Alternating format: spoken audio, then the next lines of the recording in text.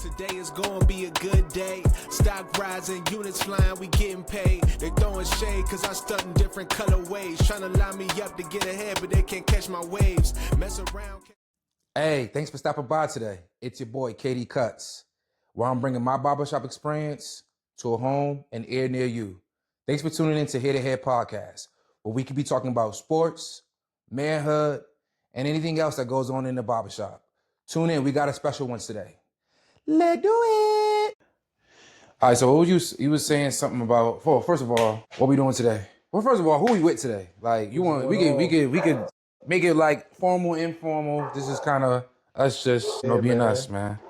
You want to tell people who you are, man. It's Walker. I'm here to get my cut. It's been a while. I'm kind of wolfing it, but had a lot going on these last couple weeks. But yes, sir. Had to get back in here, looking to get up. Wave check. Yeah, I'm going to get a fade, but I think my hair is laying down pretty well, so take a little bit off the top. Okay. Yeah. But the same fade. Caesar? You know the fade, the dry fade. Yeah. Shadow dry fade, right? Yeah. A little bit, you said a little bit off the top? Yeah, a little bit off the top because my hair been laying down pretty well, so just keep it going. All right, bet. Yeah. And the waves, like, when I actually do brush my hair and wear my do-rag how I'm supposed to, the waves do come in, so. Gotcha.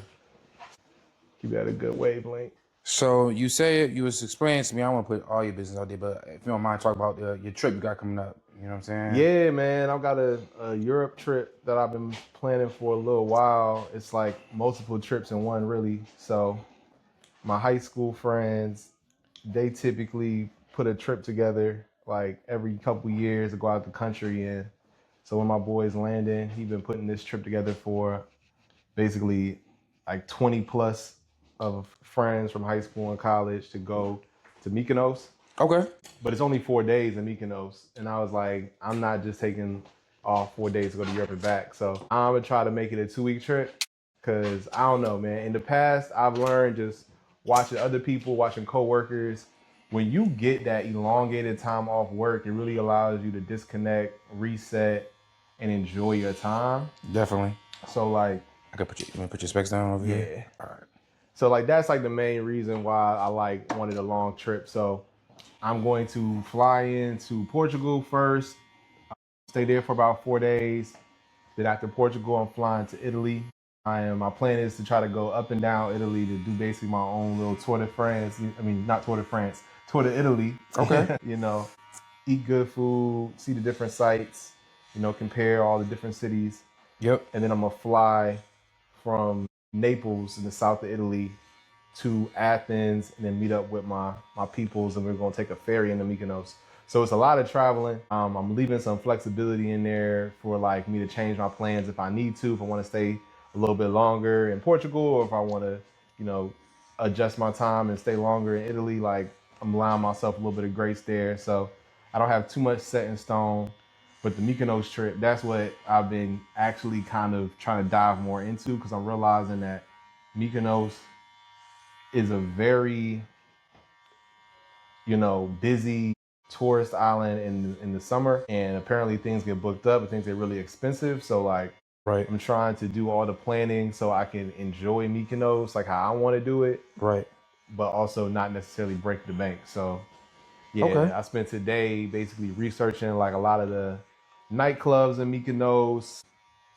My friends group has one big Airbnb, but I've started doing my research. The Airbnb is in the north of the island, which is a little more secluded. Okay.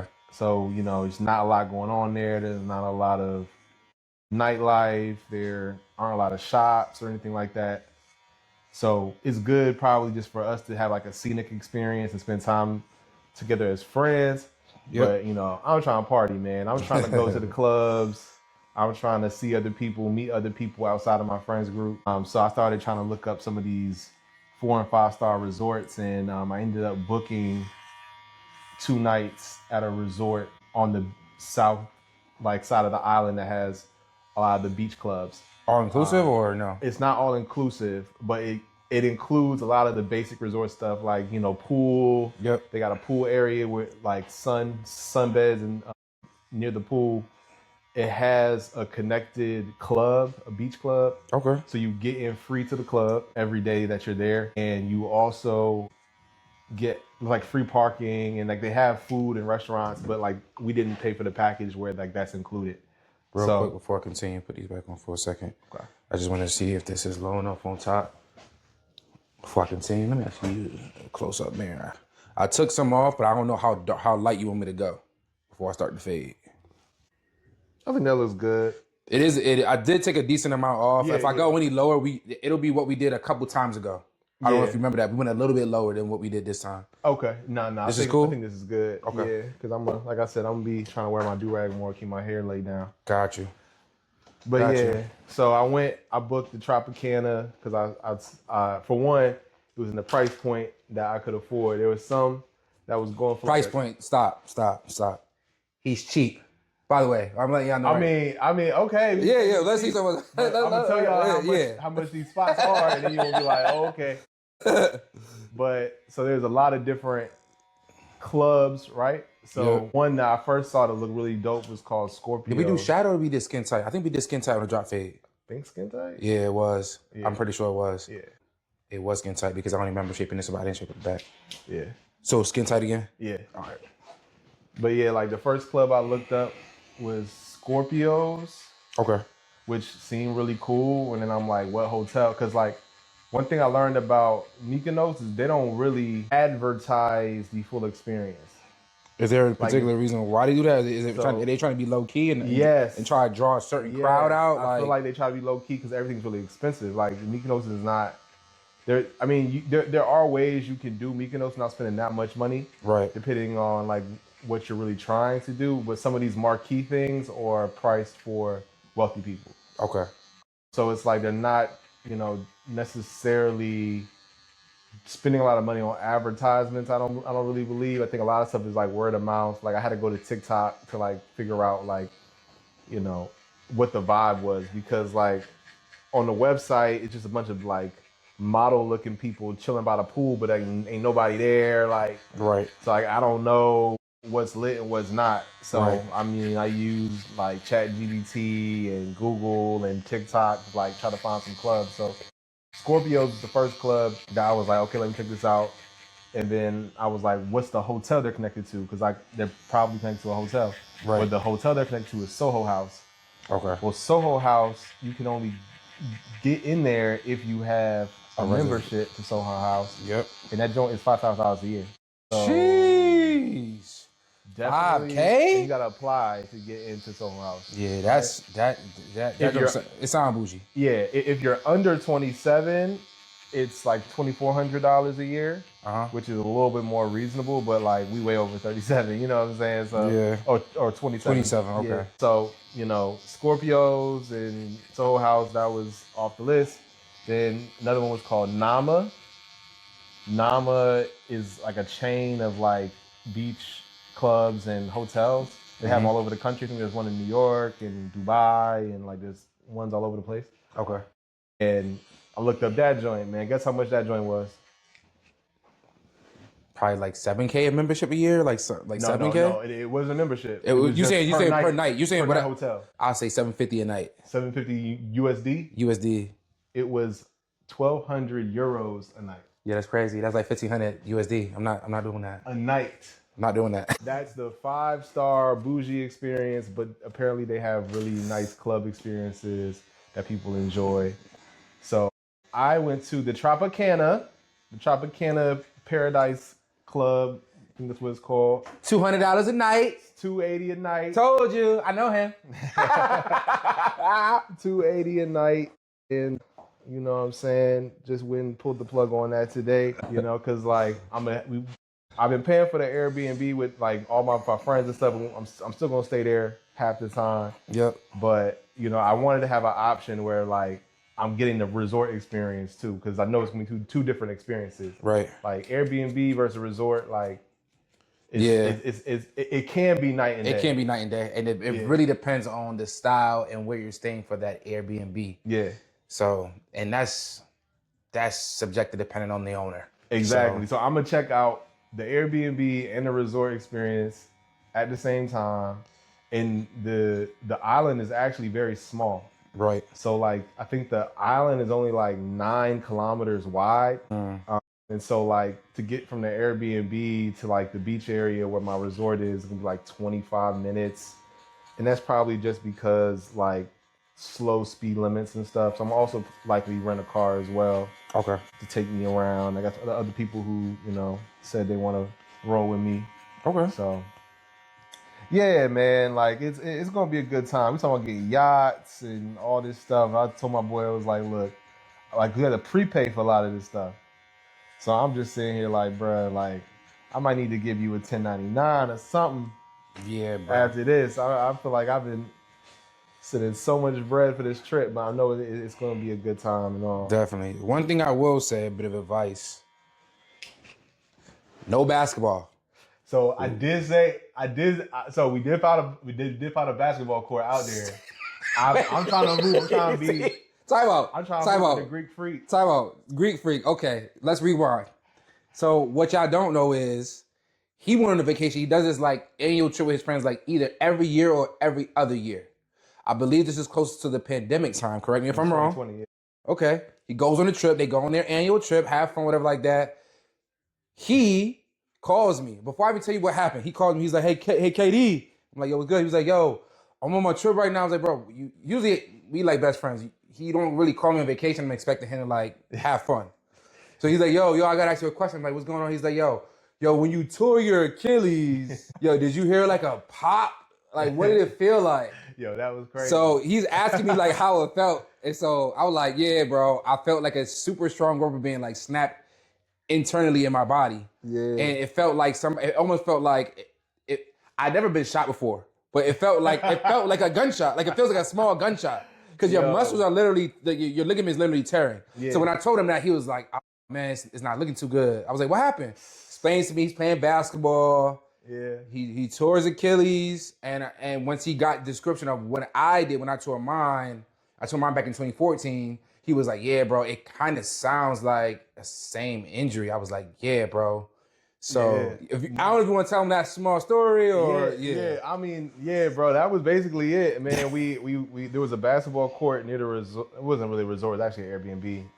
Near the Airbnb we were at, it was in the same neighborhood, so we just walked to the basketball court. We was playing, a really chill pickup game, and I had played basketball in a while, but I had been running and stuff like that, on a pretty regular basis, but I ain't been hooping, so I made a pass, and when I made a pass, it felt like someone beamed a baseball at my Achilles. And that's exactly what it feels like. And I was like, yo, what the hell? And it's crazy because, bro, I wasn't really even doing anything athletic at the time. I remember I just made a pass, and I was about to, cut. Yeah. And when I tried to cut, that's when it just boom. Pop. Yep. Pop.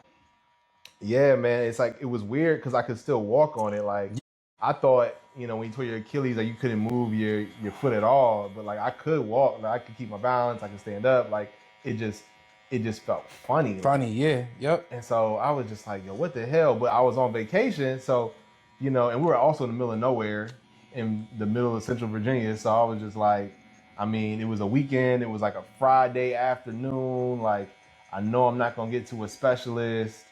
So I was just like, I'm just going to rock out with a torn Achilles all weekend until I can get back to Richmond. And that's where I was living at the time. Yep. And, immediately hit a doctor the first thing on Monday.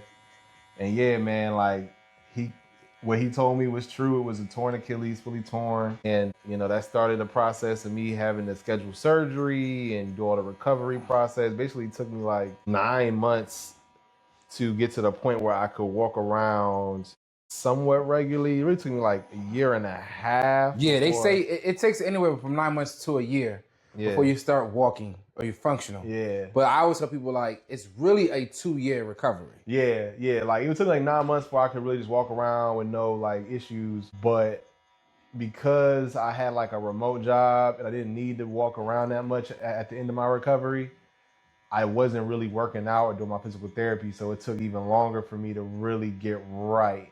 And now I'm honestly 6 years later at the point where I don't really notice it as much, but I'm also been in the gym more. I've been working out, I've been lifting weights, I've been trying to, do better at getting my imbalances. Yep. right? Because, you know, when you tore your Achilles, it's immobile. Your muscles start to atrophy. They start to dwindle away. So you lose a lot of your movement. Yep. And when you lose movement on one side of your leg, it Stretch has out the other. adverse effects on your body. Yep. Your hips, your knees, like it's actually kind of crazy when you think about it. So that's why balance is key.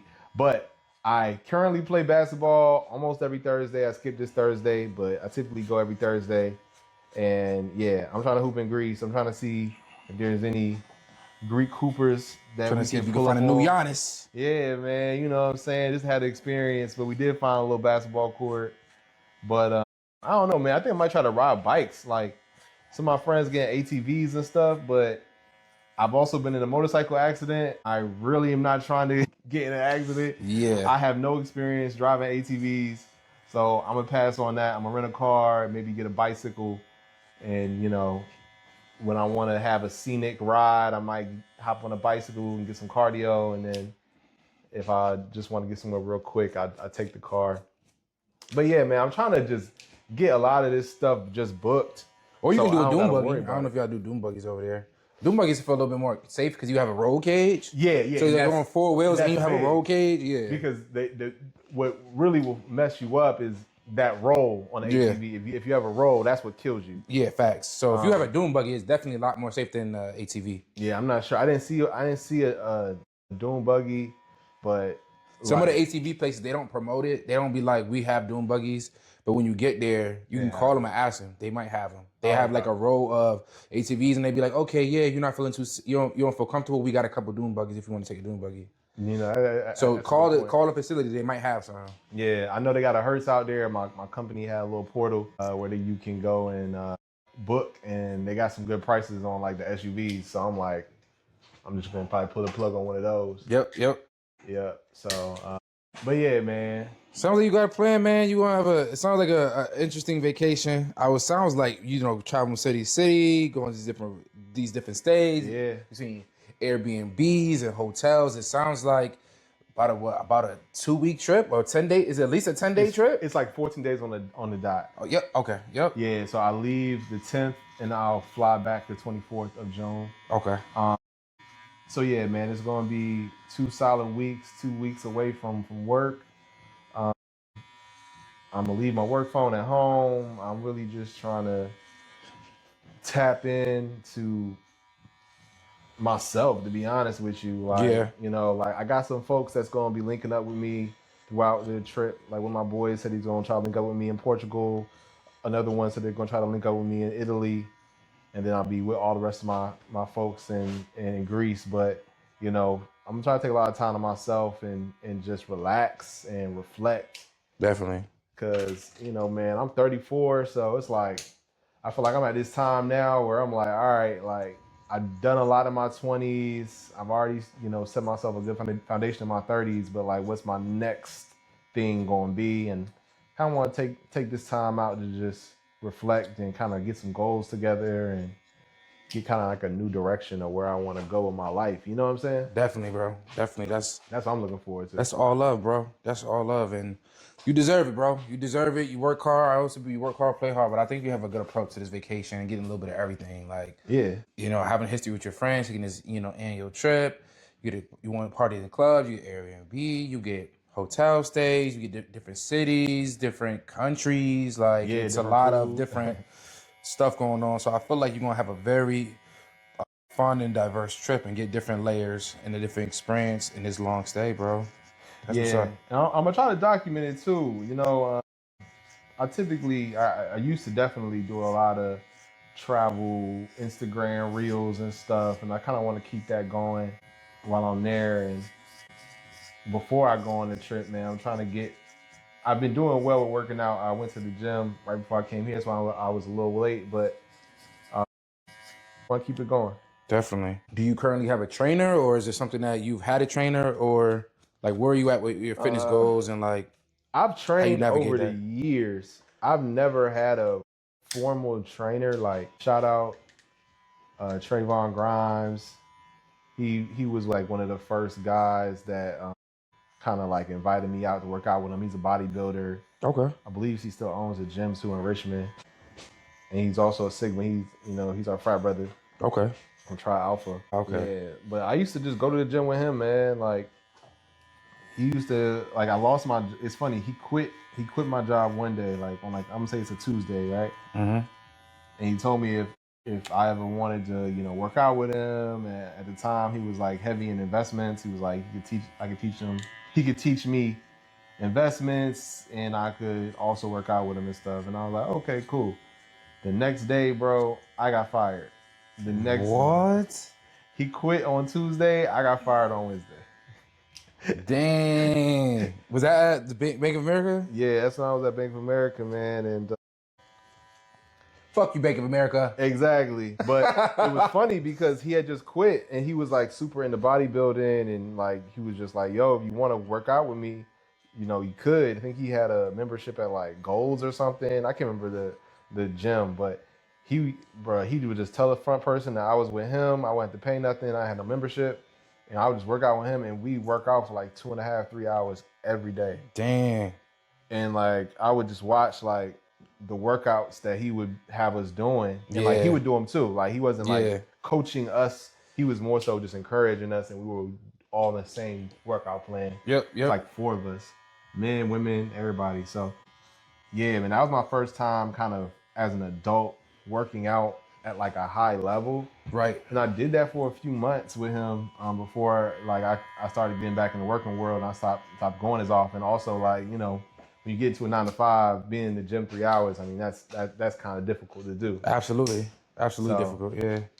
But I mean, he basically, man, he would hit pretty much every muscle group. Like you would have like a upper body day, lower body day. You hitting every muscle group with 2 to 3 workouts. Right. Going till failure, and then finishing out on the treadmill at an incline walk. Yep. Or a stair stepper. Right. You know what I'm saying? And that's what he would do every single day. Right. You know what I'm saying? And like, so even though I didn't stay with that program long term, it's funny, I still have a lot of his workout plans because he gave. That's what I did with Mark. Same with Mark. I still, use the workout plans that he gave me originally. And I always tell people, like, once you learn how to work out, be consistent about it, and once you learn a regimen that works for your body, man, it's like just rinse and repeat. You know what I'm saying? You don't necessarily need a 24/7 trainer unless you feel like it fits the lifestyle and you can afford it. Yeah. But you don't really need it. As long as you're disciplined, you'll get the results. Yeah, and it's funny because I now have a Gold's membership here in DC, so that's where I've been going. And every now and then they'll say, "Hey, you want a free personal training session?" I've had like 3. The first one, dude was trash. Didn't even think about trying to work. That dude was garbage. He was hot garbage, bro. Like I'm not even about to get into all that, but he was bad, so I didn't even think about him. The second one was a lady, Christiana, I believe is her name. She's over at the Golds and Buzzards Point. I understand fitness is all a part of mindset. I get it. It's a part of lifestyle. I understand all that, but like, bro, I'm not doing 300 like reps in between. Like, like I'm not doing that. I think some of that is ego lifting, right? Yes. But at the same time, depending on who you are, you might need that. Yeah. Because like, let's say you're a pro athlete, or like what's that dude, Ashton, the guy that had the Saratoga waters, and I forgot his last name. It's Ashton something. But like, he's like a fitness influencer, but people have been questioning like, are you really in shape? Like, I mean, is he really in shape, or is it like for he pulled up to the joint and he did some workouts. I think he got some kudos for some of the workouts that he did at that gym. So it's called Diamond something. It's called Diamond something. Yeah. Diamond Gym or something like that. Okay. But yeah, I think it's in Jersey. But yeah, like the dude who runs that gym, I think he's a firefighter. So yeah, he's basically using analogies like, when a fire is, raging, you have to like find people, save people. You don't have the opportunity to quit. Like if you quit, people gonna die. You might die. You know what I'm saying? So he was saying like that's why he has that mentality when he's in the gym, because you never know when you have to use that strength to potentially save your life, somebody else's. Which I think that makes sense. Yeah. And I do know people who've been through the firefighter process, and they tell me that's crazy physical. We got bros who are firefighters. Yep. They look like they're in great shape. You know what I'm saying? So it makes sense. But to me, firefighter shape is completely different from regular shape, bro. From what I understand, you know what I'm saying? I've seen people like, yeah, I'm good, bro, and they get in that firefighter training and they like, yo, I almost failed the test, like. Yeah. I did fail the test and I had to retake it, like. And that's the physical part. We're not talking about the written test. Yeah. You know, our boy CJ. TJ is. He a firefighter now. Texas, right? He's in Dallas, and he was telling me the same thing. Like he was acing the all the classroom portions. Like, you know, people take him to the side, was like, yeah, like you on track if you pass your physical, you could be a fire chief type. You know what I'm saying? Right. Because his grades was like, sky high. Right. But he lacked in physical. He was like dang near lowest on the physicality piece. Right. So he had to really put the work in, and like, he had to get with, the people that were high in the physical end but needed help with the classroom stuff. So he was like kind of building partnerships with them, and he ended up making it through, and now he's like a legitimate firefighter. Wow. So proud of him, man. Shout out to CJ, man. Yeah. So he'll probably see this joint.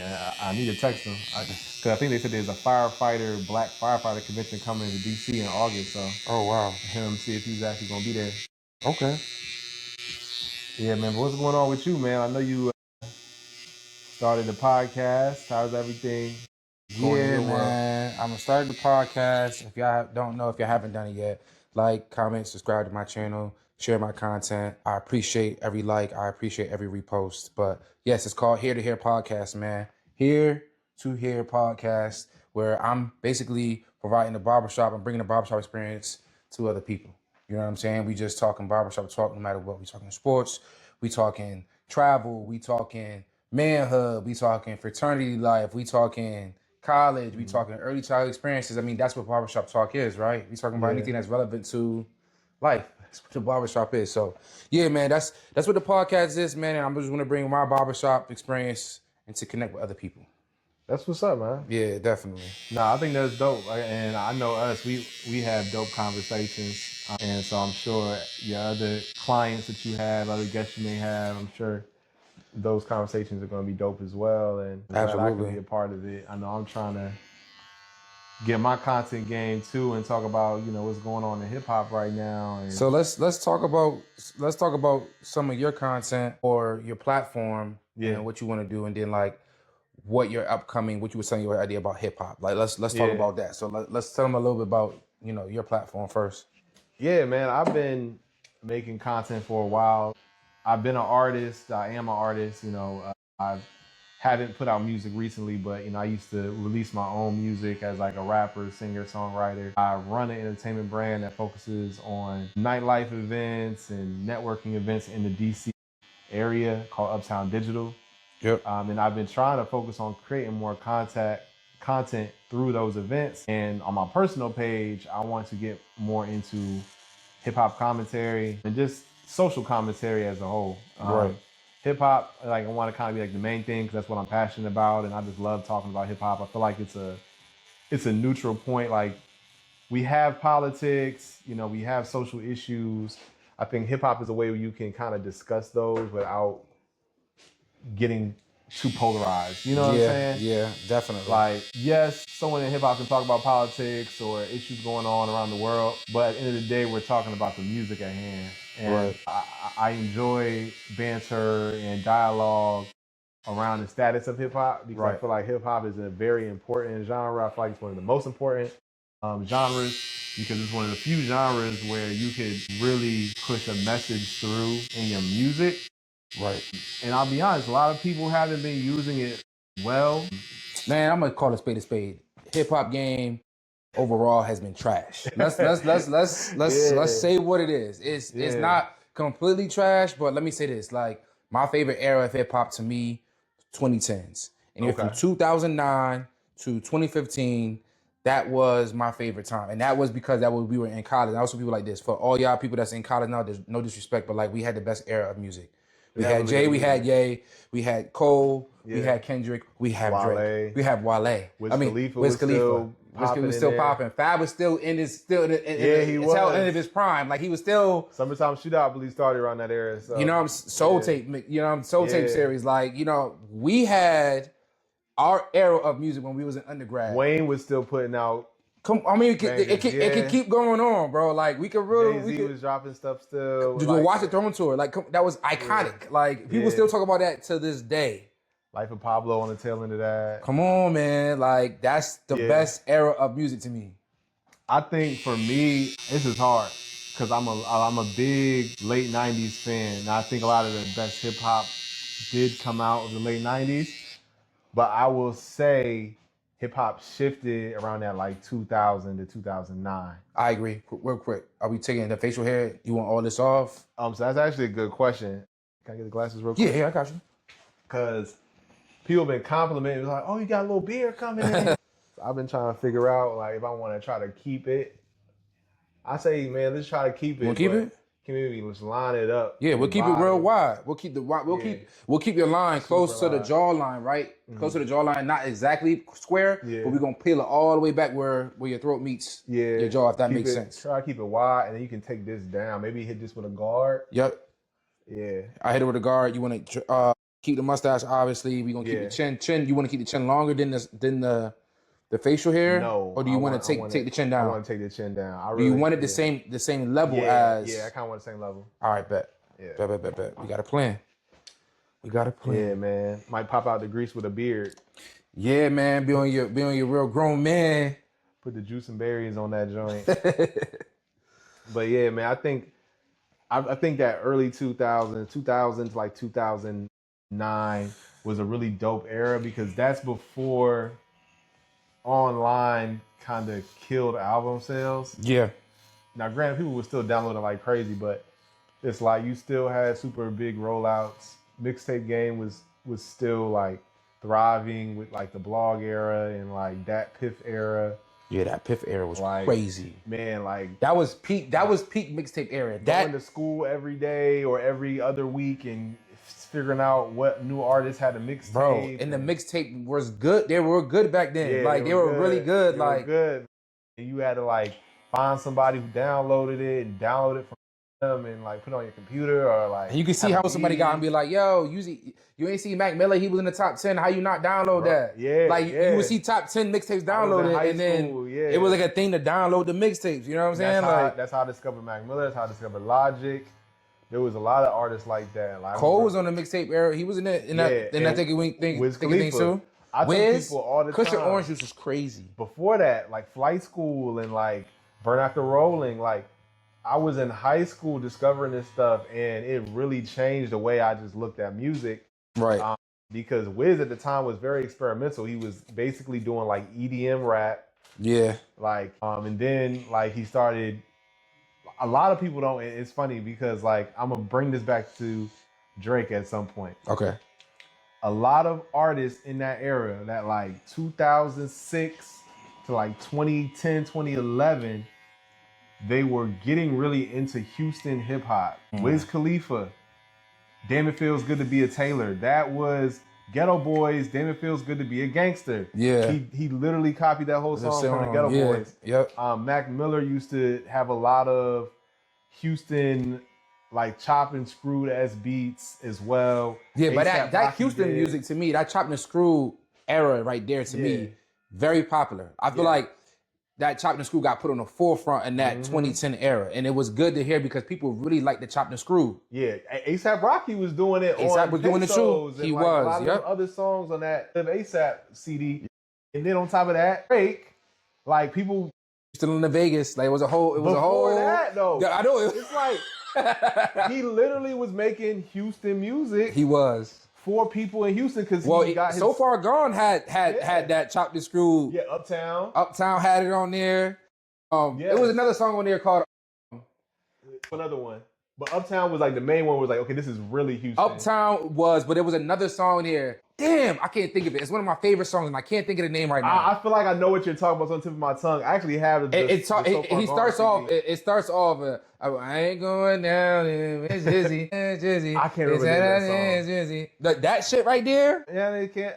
It's coming to me. That was starting to come to you like that joke was fire. But people gotta understand, and that's the reason why the Drake shade gets on my nerves, is because he's literally been doing this since he started, and people have been digging him up since he started. Right. So to me, it's like he wasn't from Houston. He went to Houston, got with Jay Prince, and they created this album. Right. That was heavily Houston backed. So hold on, the Houston London Vegas. That's not the one he created. That's not the one he created with Jay Prince. Is that the one he created with Jay Prince? That Houston whole So Far Gone, he created with Jay Prince. No, I'm saying Houston London Vegas. Okay, so because you know Houston London Vegas was also like That's So Far Gone. That was a song, but it was also a mixtape. Houston London Vegas, they had a mixtape called Houston London Vegas where they took a lot of.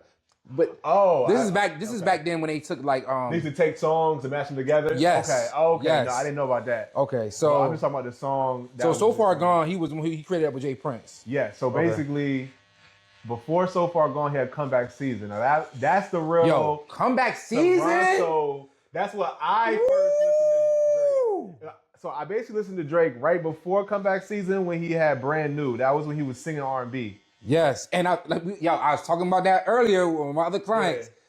I'm gonna let's talk about that real quick. Let's talk about that real quick because I feel like Drake during that era. First of all, he moved it along, but Drake gets credit, but he doesn't get credit for this. He was the one who propelled trap soul. Let's really think about it. Let's be honest. Yeah, he propelled the trap soul era. Like, yeah, kind of. You know what I'm saying? That's when you start getting Ty Dolla $ign and you start getting Bryson Tillers and you started getting even with the Frank Ocean, people was like, oh yeah, Frank Ocean, he was kind of trap soul-y. He was. You know, the orange was kind of rapping. He was rapping. Frank Ocean was rapping at first with Future. Come on. And that propelled into people, the rappers, right? Or the singers. Now he had rappers turn to singers, and singers turn rappers. The Chris Browns and people who were on the I want to get a verse on here. Like Drake really did a lot. Then you got producers. Drake also, I feel like, in my opinion, sparked producers like Swizz Beatz and Timbaland to make albums to rap. You're not even no disrespect. They're not rappers. But Drake had a lot of intertwined people. He gave people the confidence just to be like, yo, we're gonna blend this. Yeah. And then things started overlapping, bro. And the thing about it is he's the first one to do it at a high level. I think Pharrell did it. Yeah. But his production was way better than his like individual music work. Because he was rapping and singing too. Yeah. Pharrell to me is he's also a one of one though. Yeah. He's a one of one. Yeah, but his production level was just so high. I don't think his artistry as an individual rapper, singer was able to propel him to a higher level than his production. People was look at him as a producer. Right. But I think what makes Drake good at what he does is that he understands that he is the vocalist first and foremost, and that he's a personality. And Drake knew, for one, you're from Canada. No one knows much about Canada. Canada was not on the national scene for hip hop. I mean, you had Official Cardinal, but like, no, at that time, no. You know what I'm saying? So it's like he understood that what was popping was down south hip hop. Yep. I mean, Drake has footage of him being in Richmond with local Richmond rappers. Shout out Nicholas F. Yep. He has connections with Memphis because his dad is from Memphis, and you know he got family in Tennessee and Memphis and stuff. Right. So people don't realize Memphis and Houston sonically are very similar. Yep, they are. Like, they didn't necessarily do Chopped and Screwed, but their rapping cadences and just like their style of beats and just the vibe is very similar. Like UGK and MJG, like, yep, that was... It was a thing. It was a thing. They had mixtapes together, I believe. Hey, it's your boy KD Cuts. Thanks for tuning in today. If you want to see more content like this, please like, comment, and subscribe to my content, where I can bring my barbershop experience to you. Again, thanks for tuning in to Head to Head Podcast. Until next time, peace out. can't catch my waves. Mess around, catch a fade close against the grain. Cut from a different cloth. Katie grabbed the blades. With them tools, he's deadly. I'm feeling fly already. How about the chair busting levies? Know the drip is